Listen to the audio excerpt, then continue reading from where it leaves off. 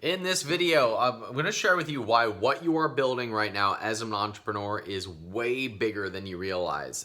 This is the snack shelf in our office closet, and I tend to learn best by example. So what I want to do is I want to walk you through a couple examples that are just sitting on my shelf, and there's probably some case studies and some examples sitting on your shelf in your home or office as well, of brands and physical products that weren't supposed to work out that ultimately ended up changing a whole bunch of lives, both the founders' lives, but it's not just that. One thing that I like to remind people, I like to remind our students that what they're building doesn't affect just them or even their communities, their families and generations and the wealth that they're building.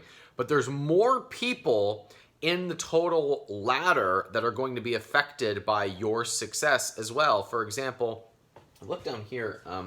This is one of the brands that I started and I sold. I've sold a couple of businesses, both to private equity groups. And private equity groups are groups that raise money from investors. The investors want a return on their dollars. The private equity group needs companies to buy so that they can grow them and hire more people. And as the entrepreneur, I want to sell a piece of my business and take home a chunk of money and also see my business grow even more. So at all points of the ladder, there are investors who need return on their money that are depending on entrepreneurs to create things in the marketplace. That's you. It's weird to think about that your business could infect investors and big groups, but it can. It happens more than you think. And on the private equity side, there's people buying businesses that need more deal flow, so they buy companies like the ones that I have built.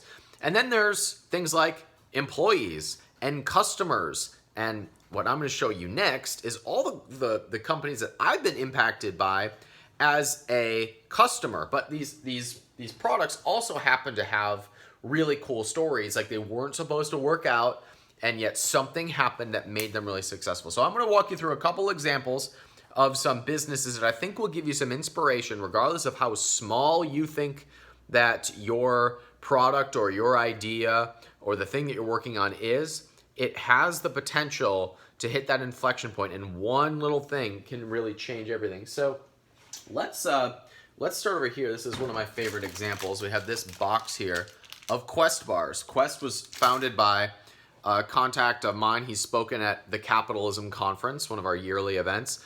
It was founded by Tom Bilyeu. And Tom Bilyeu was like, hey, why aren't there protein bars that are perfectly macro balanced for the diet that he follows? And so he was hand baking and cutting Quest bars for the first leg of his business. This business has now been invested in by a bunch of people, so investors are getting returns. They've sold millions and millions and millions of these to people who have lost weight, to people who credit these with their success, people like me who spent a bunch of money with them, and they've done over $1 billion in sales in 7 years. That's ridiculous. Can you imagine cooking these in your kitchen to doing $1 billion in sales? That's what can happen. It's not like that's the common story, but that's the kind of stuff that can happen. A very similar thing happened with this one, RX Bar. Now, I'm not going to say all the money's in bars, obviously, but this is another business that did exactly that. Now, here's the secret, if you will. Here's a really cool insight that I want you to take away.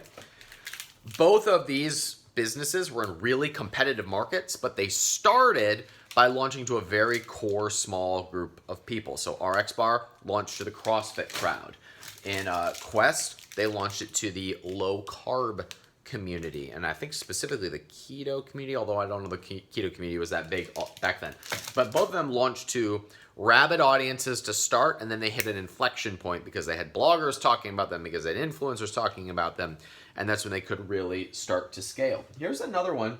This is a really cool example, and it's going to lead into another example that's not food related. So a mushroom coffee, which, by the way, was there a market for mushroom coffee before this company? No. So if you've got an idea in your brain, or you're working on something that doesn't have a market or doesn't meet the criteria that everybody says you should follow when selling a product, Well, what about mushroom coffee? What about bulletproof coffee? What about mold-free coffee? Was there a market for MCT oil 5 years ago? No, right? This was built by demand, mostly through influencers. But you don't have to be the influencer. Four Sigmatic was not really a big company until they started sponsoring podcasts. And podcasts are a great way, sponsoring podcasts, sponsoring YouTube channels are a great way to start marketing your brand. And if it's to the right audience, brands like this can just go through the roof, and they're just absolutely killing it right now. Which reminds me of an example. You know, I discovered mushroom coffee, Four Sigmatic specifically, by listening to the Tim Ferriss podcast, which there's another brand. Here's Athletic Greens. They've done some really cool things, and they're basically, you know, one product that does most of their volume, and a premium product, like way more expensive than their competitors, and they outsell most of their competitors. Both of these brands got big with influencers, specifically podcasters, bloggers, and authors. I'm going to show you another example of an author here in a second. But what's really cool about this is influencers that talk about physical products may not talk about you just because you paid them. They might just pick you up. For example, we have a member in our community who sells maps, like maps that you put on the wall and you can highlight where you've been in the world. And Tim Ferriss, who really put Athletic Greens on the market, who helped put Four Sigmatic on the market by talking about it on his podcast, Tim Ferriss picked it up and talked about it in one of his Friday emails. And guess what that did to the map sales? They went through the roof. Now, that came from having a really good product out in the marketplace, selling well, and it just happened to get in front of the right person, and that took off. And that means other people are going to pick up on it, and the snowball starts to roll. And one day, he might decide to sell that business or to sell a part of that business, which changes everything about his life and career and the investors that are putting money into it, and that's when things can really take off. We could go through every single thing on this shelf here, and this is just food. Let's look at some things that aren't necessarily food. Right here on my shelf, I just came out of the closet there. You see there? Don't make that a blog headline. Ryan Moran comes out of the closet in a video. Literally. Anyway, this is an essential oil diffuser. It's another super crowded, saturated market. But we have a student who sells over $1 million a month in essential oils and essential oil diffusers.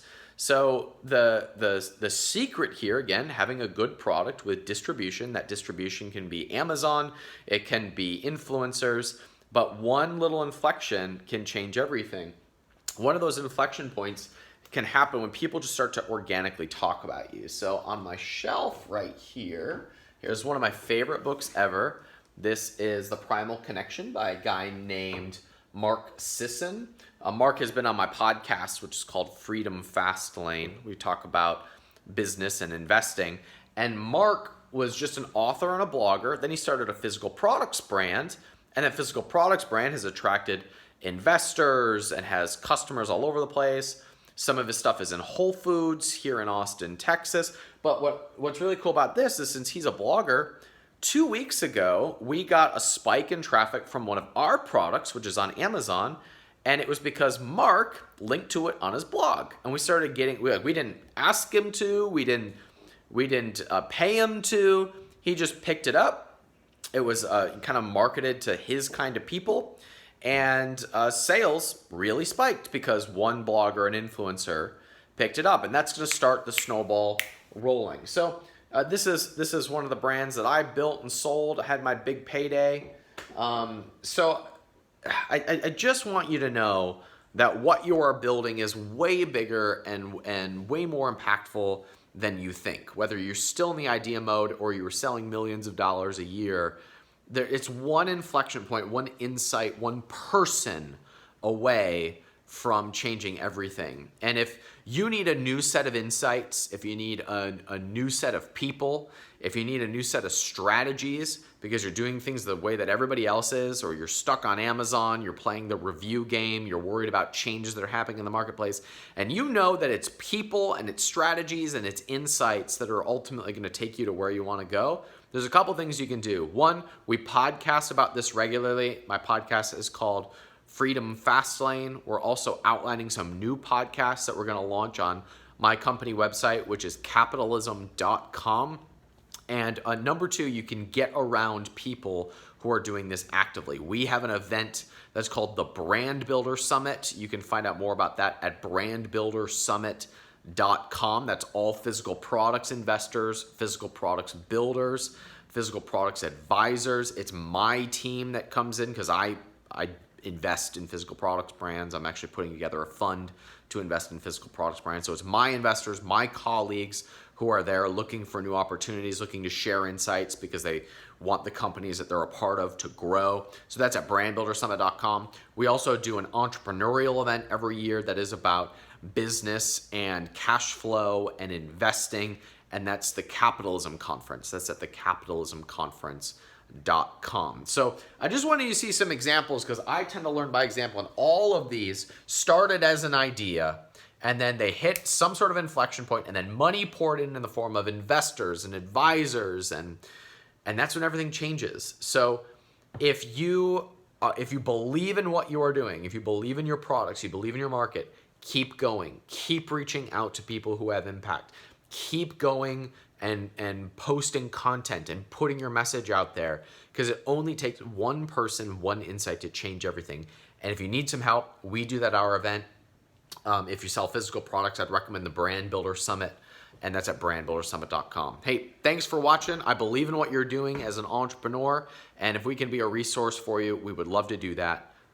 Let us know how we can do it in the comments. Hope to see you at one of our events, and we are rooting for you as an entrepreneur at capitalism.com.